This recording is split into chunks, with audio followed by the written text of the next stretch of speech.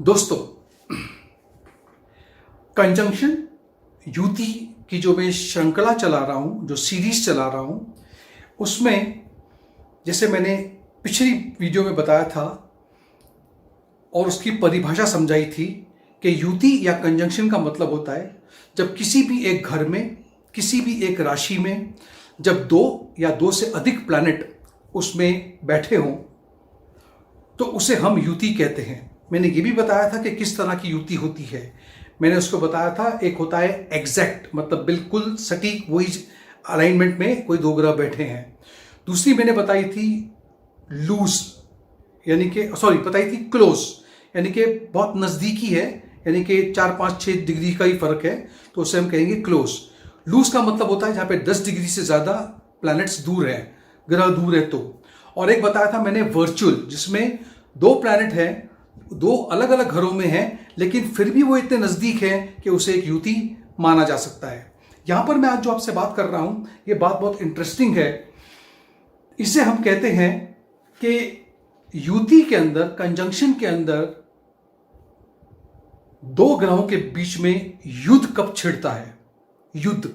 Okay, उसी को explain करने के लिए, उसी को समझाने के लिए मैं आपको थोड़ा बोर्ड की तरफ ले चलता हूं, समझाने को कि ये युद्ध किस तरह से होता है। देखिए, सीरीज तो वही चल रही है, कंजंक्शन इन एस्ट्रोलॉजी। मैं बात कर रहा हूं the concept of war in conjunction.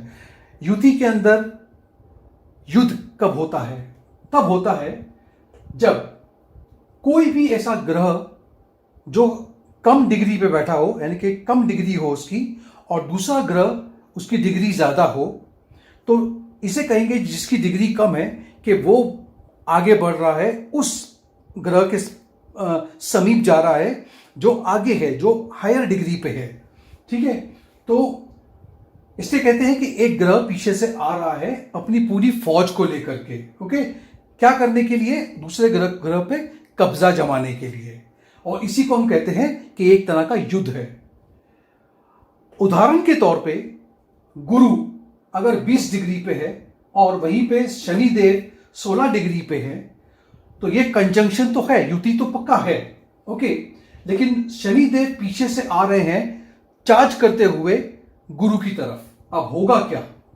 गुरु ये जानता है, ये समझ रहा है कि पीछे से शनि देव आ रहे हैं, और जुपिटर की जो क्वालिटी है, जैसे कि गुरु क्या करता है?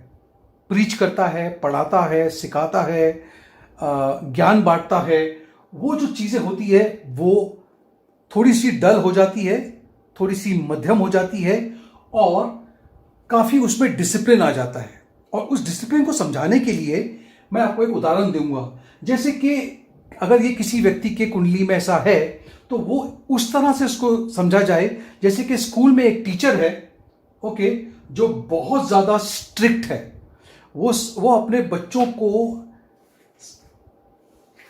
पढ़ाना चाहता है, लेकिन वो इतने अनुशासन में रखता है बच्चों को, और वो परीक्षाओं को इतना टफ बना देता है कि बच्चे बोलते ना कि ये क्वेश्चंस बहुत इंपॉर्टेंट, मतलब बहुत ज़्यादा डिफिकल्ट था, ये पेपर बहुत डिफिकल्ट था। ये ऐसा टीचर है क्योंकि ये पीछे से आ रहा है, आगे पीछे शनिदेव है, आगे गुरु है, तब ये स्थिति बनती है। उसी तरह से इसको हम उल्टा कर लेते हैं।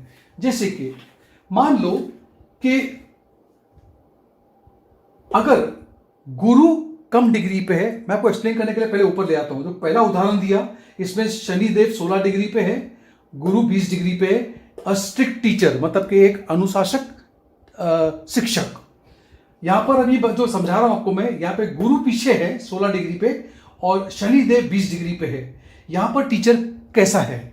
ये टीचर ऐसा है कि जब गुरु कम डिग्री पे है, शनिदेव आगे हैं, तो गुरुदेव चार्ज कर रहे हैं शनिदेव को, और होगा क्या? शनिदेव की जो नेचर है, जो उनकी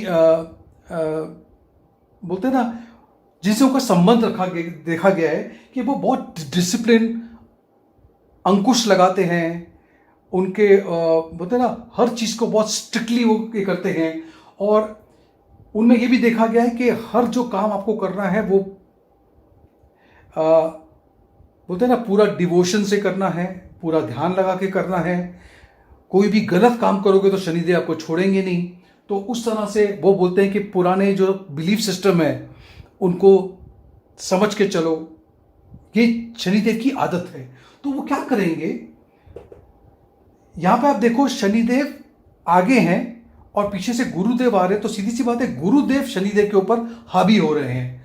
तो इस ऐसे में क्या होगा, ये जो टीचर है जो पहले बहुत स्ट्रिक्ट था वो अभी भी स्ट्रिक्ट है, ऐसा नहीं कि अभी स्ट्रिक्ट नहीं है, वो अभी भी स्ट्रिक्ट है लेकिन उतना स्ट्रिक्ट नहीं है। अब वो अपने शिक्षकों को पढ़ाएगा, वो चाहेगा कि मेरे शिक्षक मेरे स्टूडेंट जो है वो पढ़े और बातों को समझें। कभी कभी अगर उनको लगेगा, टीचर को लगेगा कि मेरे बच्चे पढ़ नहीं पा रहे हैं, समझ नहीं पा रहे हैं, तो एग्जाम से पहले, परीक्षा से पहले अपने घर बुलाएंगे, कोचिंग देंगे, समझाएंगे कि आपको ये परीक्षा में पास होना है, मैं आपके साथ में हूं। ये इस तरह के टीचर हो जाएंगे। यहां पर ऐसे नहीं है, यहां पर क्योंकि गुरु पीछे से शनिदेव को चार्ज कर रहे हैं। ये दो उदाहरण आपको मैंने दिया। अब तीसरी बात जो इंपॉर्टेंट है, ये जो पोजीशन है ये हर ग्रह के बारे में, चाहे वो बुध हो, शुक्र हो, मंगल हो, लेकिन एक ऐसा ग्रह है जिसके बारे में ये चीज लागू नहीं होती है थोड़ी सी, क्योंकि, और वो है सूर्य। अगर पीछे से कोई ग्रह कम डिग्री पे सूर्य की तरफ आगे बढ़ रहा है तो वो एक तरह से खुदकुशी कर रहा है, क्योंकि सूर्य उसे भस्म कर देगा, उसे अस्त कर देगा, जला देगा, जिसे हम कहते हैं कंबशन।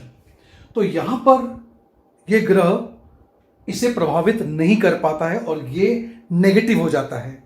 वहीं पे अगर कोई ग्रह सूर्य के डिग्री से आगे चल रहा है, ओके, तो वो पॉजिटिव हो जाएगा, क्योंकि वो उस गर्मी से, उस कंबशन से बाहर निकल रहा है।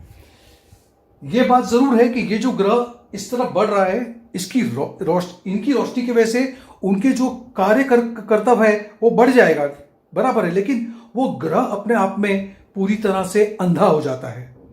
ठीक है, तो ये एक बात को जरा समझ लीजिएगा कि इस युद्ध में सूर्य के आसपास जो ग्रह होते हैं, अगर वो आगे जा रहे हैं तो पॉजिटिव है, पीछे जा रहे हैं तो थोड़ा सा दिक्कत आ सकती है।